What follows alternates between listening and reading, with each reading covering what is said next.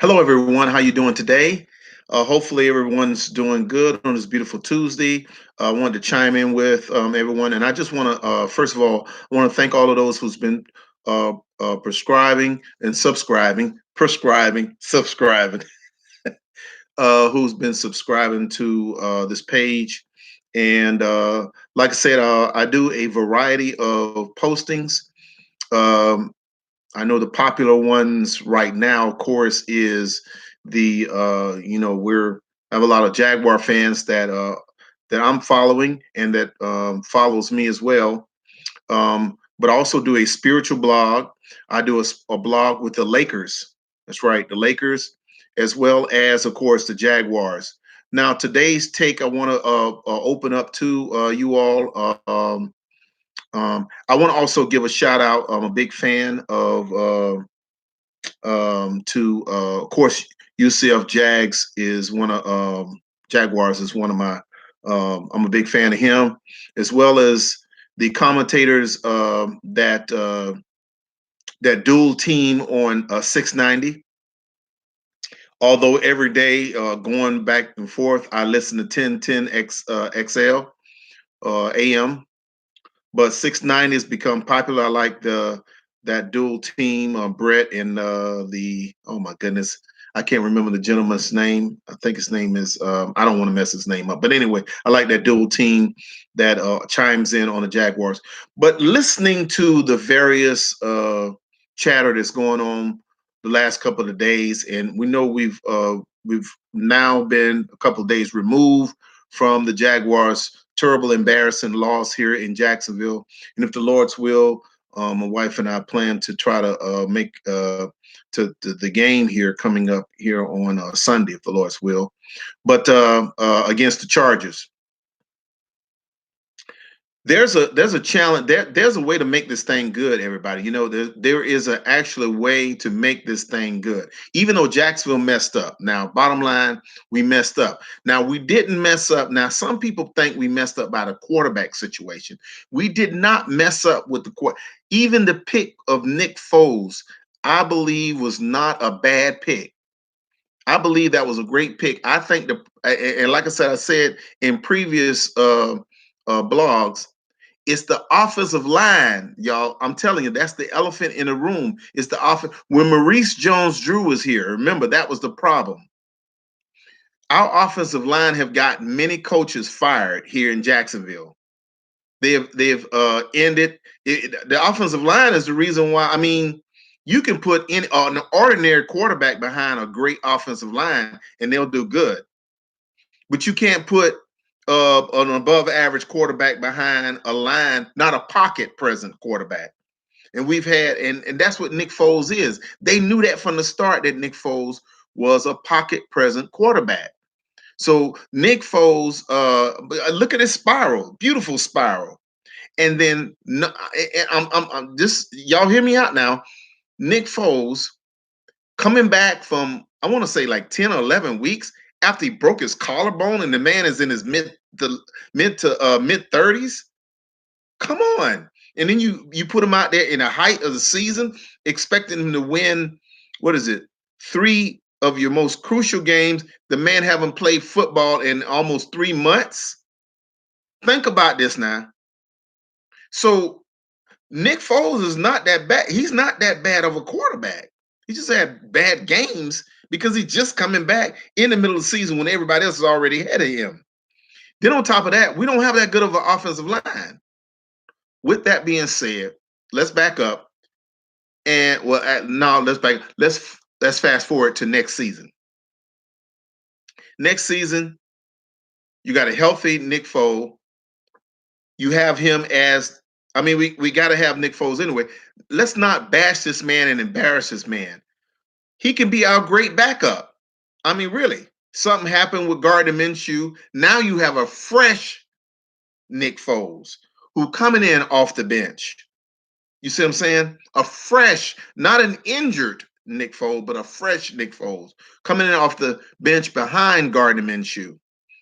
Now, what the problem is, and as some have stated, is that Nick Foles is going to be paid $22 million next year.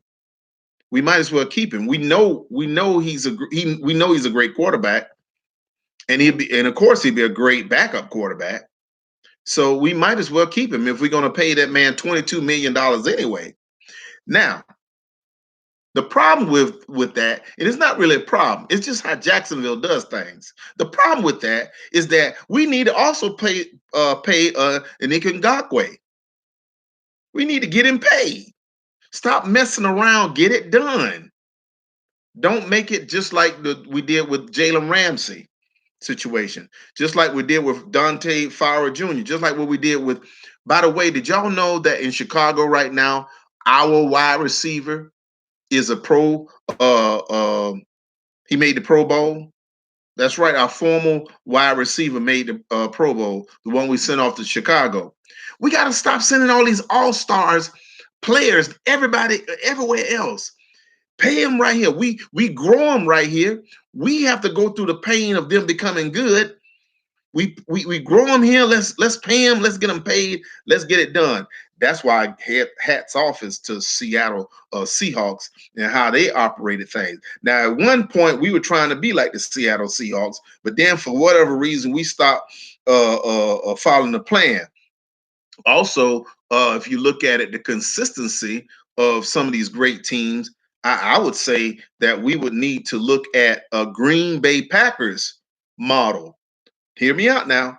Y'all remember how they got rid of that great coach in Green Bay? That great coach over there. Well, that man, I'm not sure if he's on retirement or what he's doing, but we need to bring him on down to Jacksonville and let him build a culture of winning because he knows what he's doing. We need to take Tom Coughlin out of the office.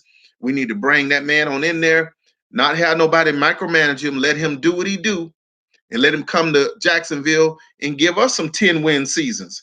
He was consistently giving Green Bay Packers some 10-win seasons. So now, I spun it around a couple ways today and talked about a couple things, but I want y'all to go ahead and comment on what y'all think of the question I got on the table there. Let's make Nick Foles our backup. Why not?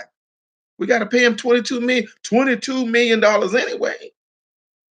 Let's go ahead. I think right now, on the rest of the season, let's just enjoy it. Like I say, maybe we win 2 more games, 3 more. It'll maybe be amazing if we could win 3. But I think maybe 2 more games, go 6-10, shut it down, call it a day. Go ahead and get them 2 first-round draft picks that we got, thanks to the Rams. And let's get ready for an exciting 2020. 2020 going to be an exciting year. It really is. Now, it all depends on if somebody got to have some guts, and it don't take anybody. We're talking about the people at the top, the very top, and we're talking about Sean Khan. I'm calling out our owner. Our owner needs to have some guts and go ahead and pull the plug, and let's get it done. Bring in the coach from Green Bay, the former coach from Green Bay Packers. Y'all go back and look at it now. Green Bay Packers, that coach, that man was winning between 10-win seasons. He had 10-win seasons consistently for Green Bay, and they got rid of that man. But he need to come on down here to Jacksonville and give us that energy, that winning culture that he has, and then we can he could work with a Nick Foles and a Gardner Minshew, the Minshew mania, and our young talented receivers, and Chark and Westbrook and a Leonard Fournette who's excited about who changed his perspective on things. Defense, we got a nucleus on our defense. We got a good team, but we still had the same old elephant in the room.